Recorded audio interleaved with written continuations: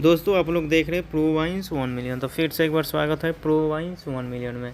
तो फिर से आ गए हैं खेसारी लाल यादव के लाइव को आप लोगों को बताएंगे। लाइव आए थे खेसारी लाल यादव ने, और 1 घंटा पहले लाइव आए हुए थे, और अपने वीडियो में लाइव में क्या बोले और क्या कहे, और अपने गाने के बारे में क्या बोले, और आप लोग देखिए क्या बोल रहे थे। बहुत प्यारा खेसारी म्यूजिक वर्ल्ड से गाना छूटने वाला है, और ईका करेलू गाने का नाम है, ईका करेलू।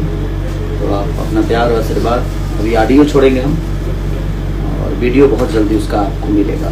तो ईका करेलू का ऑडियो आज ही छूटेगा खेसारी म्यूजिक वर्ल्ड पे। कितने बजे पंकज जी? 5 बजे। 5 बजे शाम को छूटेगा ये ऑडियो। अपना प्यार और आशीर्वाद ऐसे ही देते रहिए। खेसारी म्यूजिक वर्ल्ड को सब्सक्राइब भी करिए ताकि आपके भाई का चैनल है,